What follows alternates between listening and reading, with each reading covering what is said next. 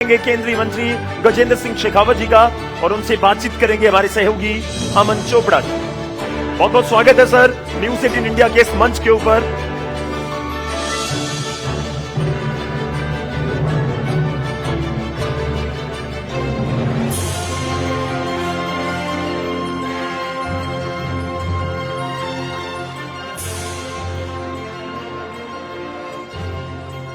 तो केंद्रीय संस्कृति और पर्यटन मंत्री गजेंद्र सिंह शेखावत अभी इंट्रोड्यूस किया गया राजस्थान के लाल के नाम से।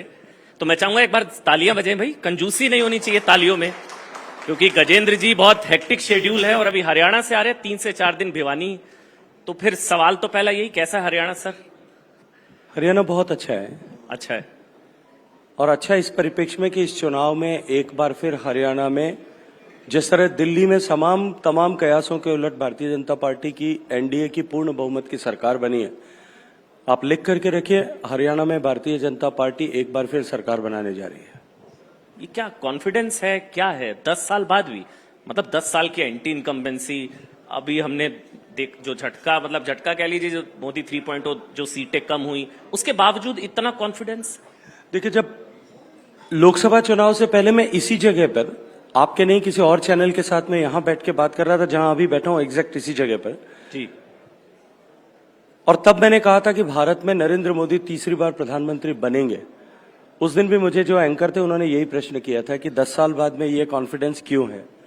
देखिए, सामान्य मानवी के जीवन में जिस तरह से परिवर्तन हुआ है और पहली बार सामान्य मानवी को इस बात का भरोसा और विश्वास हुआ है कि कोई सरकार हमारे लिए काम करती है, जिस तरह से परिस्थितियां बदली है और हरियाणा में अभी भी लोग उस पर्ची और खर्ची की सरकार का दंश और दुख भूले नहीं है। आप धरातल पर जाकर के देखिए, कुछ छोटी मोटी अगर लोगों के मन में नाराजगी भी होगी, लेकिन फिर भी सरकार भारतीय जनता पार्टी के बने, इसके लिए लोग पूरी तरह से मन बना करके बैठे हैं। मतलब नाराजगी, मतलब सत्ता पक्ष क्योंकि एंटी इनकम्बेंसी आप कह रहे हैं, प्रो इनकम्बेंसी है, तो नाराजगी किस चीज को लेकर है? हुड्डा के शासन को लेकर है कि हुड्डा जी ऐसे थे, या नाराजगी किस चीज को लेकर है? देखिए, हरियाणा के उस 10 साल के कालखंड में जब कांग्रेस का शासन था, हुड्डा साहब मुख्यमंत्री थे, उस समय के हरियाणा को याद करिए। पंचकुला से लेकर के मानेसर तक, मैं अगर सारे उदाहरण दूंगा तो शायद बहुत लंबा हो जाएगा। कितने जमीन घोटाले हुए, एक भी नौकरी किसी गांव में जाकर के, मैं आग्रह से आपसे कहूंगा जरूर पूछिए, गांव का आदमी आपको बताएगा कि पिछले 10 साल में किस तरह से काबिलियत रखने वाले व्यक्ति को ईमानदारी से गरीब आदमी के बेटे को नौकरी मिली है। वरना हरियाणा में नौकरी लेने के लिए पर्ची लानी पड़ती थी और पर्ची लेने के लिए खर्ची देनी पड़ती थी। ये जो व्यवस्थाएं जिस तरह से बदली है, भारत की सरकार नरेंद्र मोदी जी के द्वारा शुरू की गई योजनाओं को जिस तरह से धरातल पर उतारा गया है, उसका प्रभाव हरियाणा में स्पष्ट रूप से आप आम जन के मानस पटल पर देख सकते हैं। तो कोई केजरीवाल इफेक्ट नहीं है? मतलब उन्होंने इस्तीफा दे दिया, अब तो इस्तीफा दिया, सिंपैथी फैक्टर, अभी आतिशी जी यहीं पर थी, मतलब कोई असर नहीं होगा उनके इस्तीफे का और केजरीवाल का? देखिए, पहले तो सुन रहे थे कि वो समझौता कर रहे हैं, फिर समझौता हुआ नहीं, अब उन्होंने कैंडिडेट खड़े किए। अभी तक तो केजरीवाल साहब दिल्ली से जेल से निकल करके दिल्ली तक पहुंचे हैं, उनको हरियाणा तक पहुंचने दीजिए, उसके बाद इस विषय पर चर्चा करेंगे। तो कोई इस्तीफे का कोई असर नहीं है? तो धरातल पे तो कहीं भी नहीं दिख रहा। अच्छा, आपने क्योंकि जिक्र किया, आपने हरियाणा का जिक्र किया, आपने कहा ये सारी चीजें हैं, मतलब सवाल दरअसल राजस्थान को लेकर फिर पूछा जाएगा कि राजस्थान में भी आप यही सब कह के सत्ता में आए थे, और लेकिन उस तरह की चीजें, बदलाव शायद नहीं हो पाया। मैं उदाहरण के साथ आपको बोलता हूं, पेपर लीक का बहुत बड़ा मुद्दा था सर। आपका स्टेटमेंट था पेपर लीक में बड़े मगरमच्छ जो है उनको पकड़ा जाएगा, बड़े मगरमच्छ। सदन के अंदर भी भाषण था, जो है मंत्री जो है वो इसमें इन्वॉल्व है। कौन सा मंत्री, कौन सा बड़ा मगरमच्छ सर पकड़ा गया? नंबर 1, थोड़ा तल्ख है सवाल। दूसरा सवाल ये, लॉ एंड ऑर्डर बहुत बड़ा इशू होता था कि अपीजमेंट, तुष्टीकरण के चक्कर में यहां पत्थरबाजी हो रही है, वहां पत्थरबाजी। अभी मैं सर कल बुलेटिन कर रहा था, शाहपुरा में पत्थरबाजी, भीलवाड़ा में पत्थरबाजी, उससे पहले जयपुर में हो गया, उससे पहले जोधपुर में हो गया। तो सर क्या बदला? मतलब पहले तुष्टीकरण की वजह से था और अब किस वजह से हो रहा है गजेंद्र जी? देखिए, राजस्थान में जब हम विपक्ष में थे तब हमने बहुत ताकत के साथ में इस विषय को उठाया था कि राजस्थान में युवाओं के भविष्य के साथ खिलवाड़ हुई है, राजस्थान में पेपर लीक हुआ है।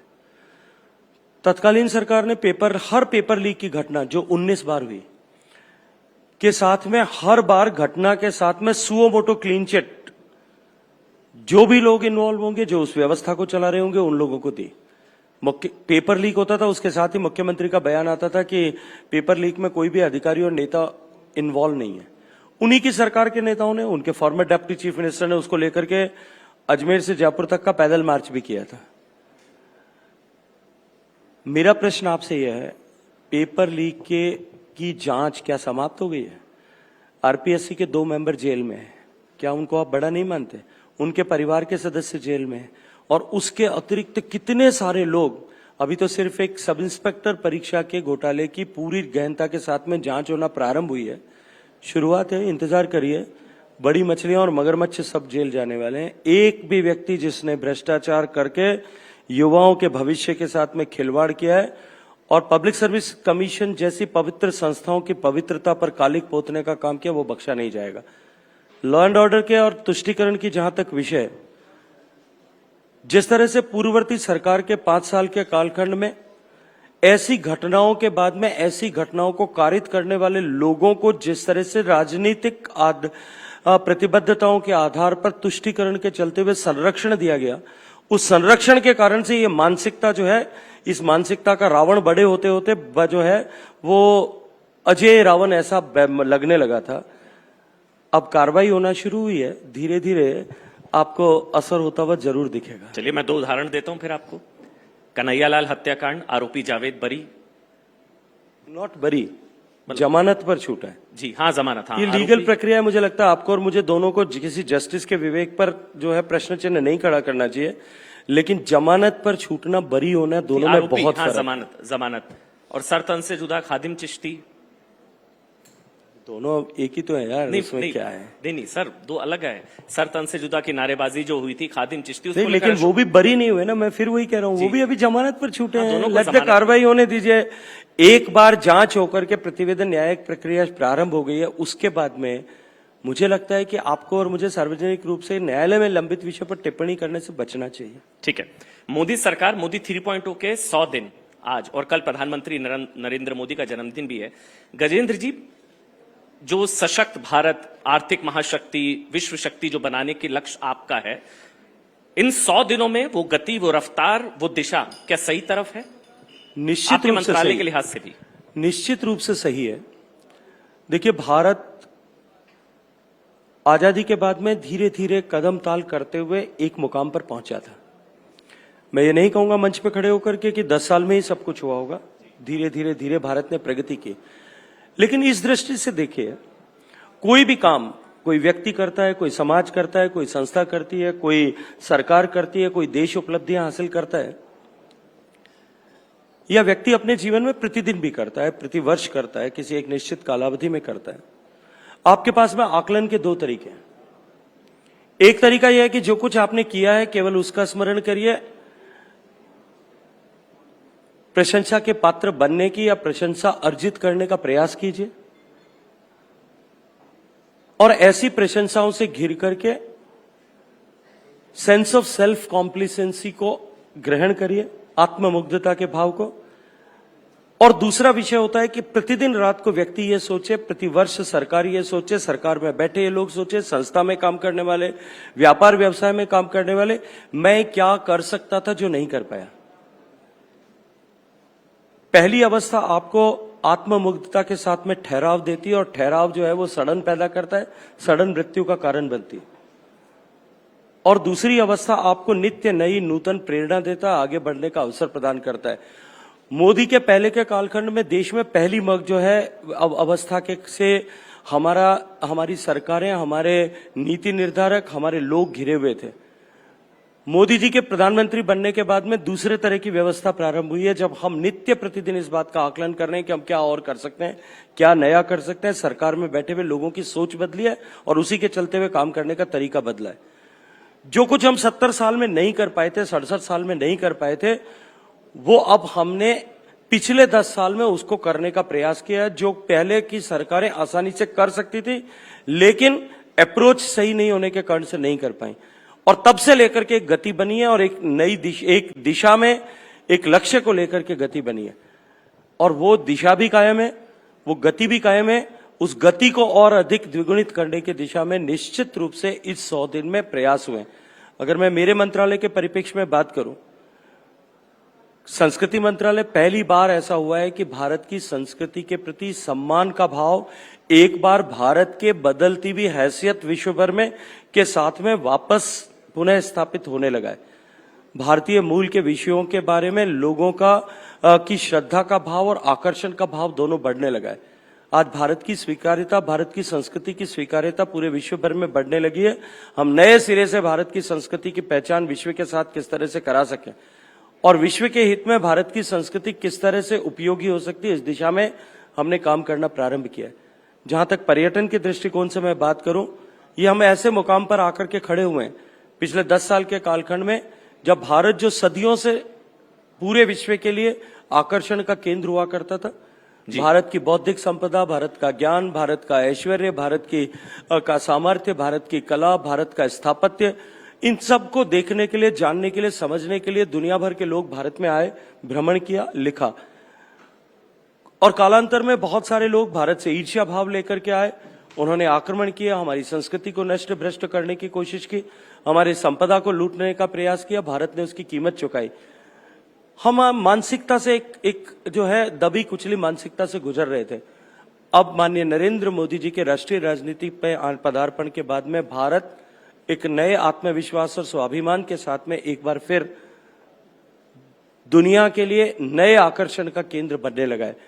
अब ऐसे में भारत को जानने देखने के लिए विश्व भर से आने वाले लोगों की संख्या में भी इजाफा होगा और भारत में माननीय नरेंद्र मोदी जी के प्रयासों के चलते हुए, उनकी नीतियों को धरातल पर उतारने के चलते हुए जिस तरह से सामान्य मानवी के जीवन में परिवर्तन आया, आंकड़े कहते हैं 25 करोड़ से ज्यादा लोग गरीबी की रेखा से बाहर निकल पाए और एस्पायरिंग क्लास के रूप में एक नया सेगमेंट मिडिल क्लास के साथ में जुड़ा, जो पहली बार जिसके जेब में डिस्पेंसेबल इनकम है, खर्च करने के लिए पैसा है और वो घर से बाहर निकल करके देश को जानना और पहचानना चाहता है, समझना चाहता है, देखना चाहता है, भारत की बहुआयामी संस्कृति को एक्सपीरियंस करना चाहता है। उसकी ये जो सदियों से, पीढ़ियों से दबी हुई मानसिकता थी, उसकी इच्छा थी, उत्कंठा थी, वो अब बाहर निकली है। भारत सबसे तेजी से टूरिज्म जिस देश में बढ़ेगा एज ए मार्केट भी एंड एज ए डेस्टिनेशन भी, ऐसी अपॉर्चुनिटी के कगार पर खड़ा है। और ऐसे विश्व भर के टूरिज्म के क्षेत्र में काम करने वाले लोग कहते हैं कि भारत जिसका टूरिज्म की ग्रोथ रेट लगभग जो है 7% 8% के आसपास में है और जीडीपी में कंट्रीब्यूशन लगभग भारत का 6-6.5% के आसपास में, global GDP contribution of tourism जो 10.4% है, हम वहां तक भी पहुंचेंगे और भारत का CAGR जो है वो टूरिज्म के सेक्टर में it is going to remain more than 15% by any case. इसलिए भारत प्रबल संभावनाओं के द्वार पर खड़ा और हम उस संभावनाओं का दोहन करने के लिए अपने नए नीति निर्धारक मानदंडों के साथ में काम कर रहे हैं। आपने जिस चीज का जिक्र किया गजेंद्र जी, पर्यटन, भारत का पर्यटन बहुत हद तक निर्भर करता है कि अंतर्राष्ट्रीय स्तर पर भारत को किस तरह से देखा जाता है, किस तरह से लिया जाता है। जब हम विदेशी धरती पर जाते हैं तो हम सभी भारत के ब्रांड एम्बेसडर्स की तरह होते हैं।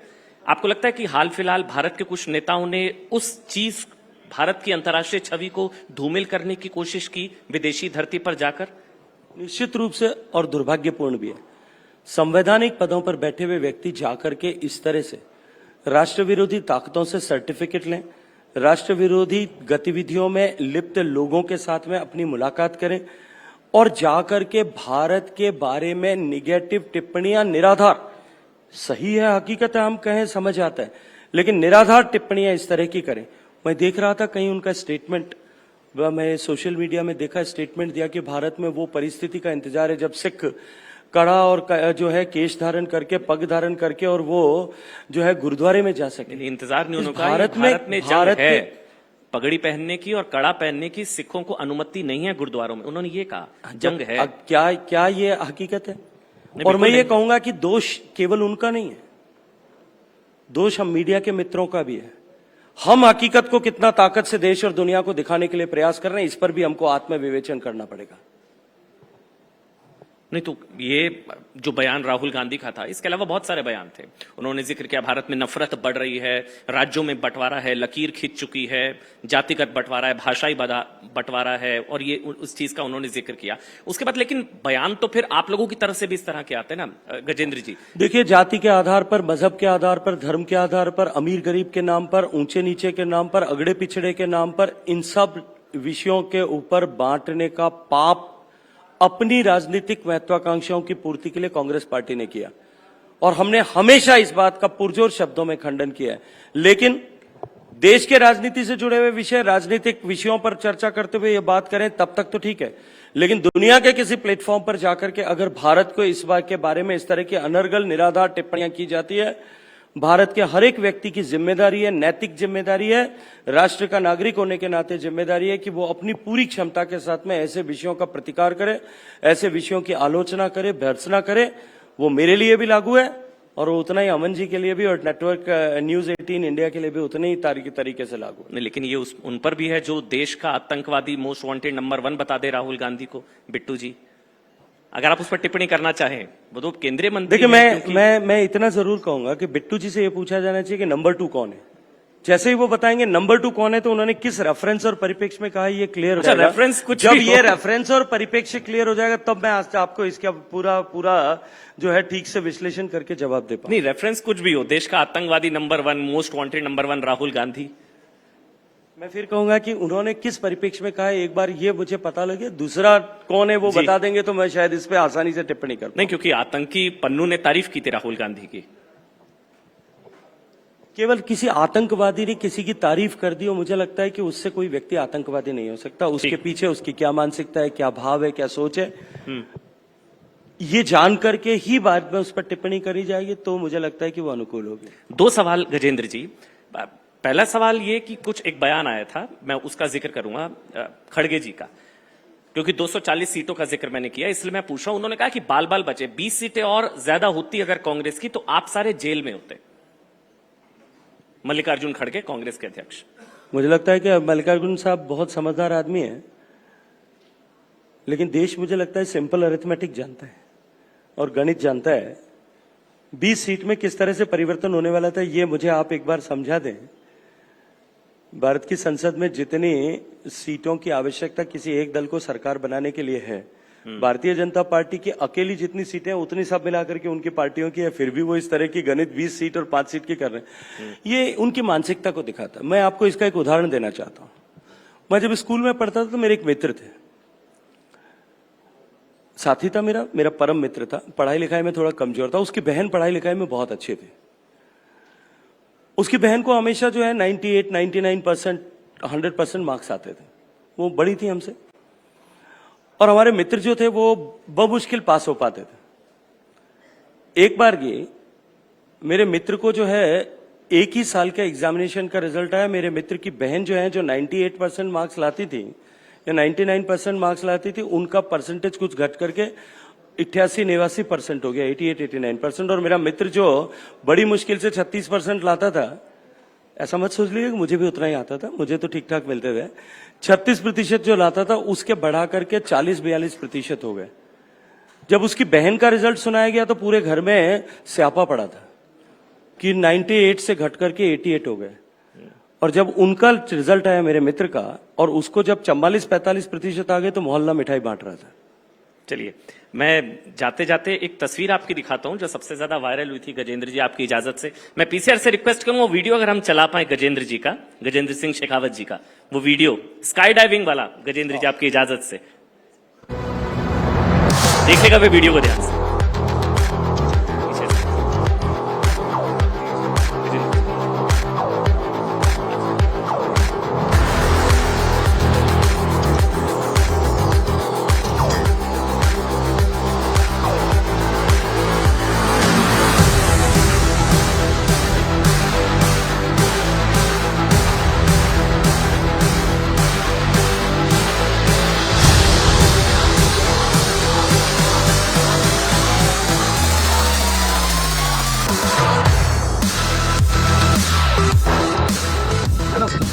And legs should go between my legs and arch. And arch is this. Okay, arch is this, है ना? Legs in between my both legs, and you're trying to touch my hips. Okay. From your heel, and chin is up. Arch, arch. ये हरियाणा में arch, है ही ना? गजेंद्र जी, हरियाणा में ही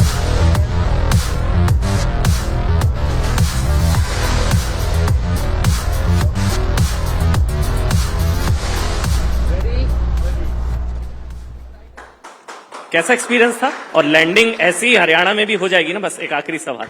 देखिए, निश्चित रूप से भारत में एडवेंचर स्पोर्ट्स की दुनिया में अभी बहुत कम काम हुआ है।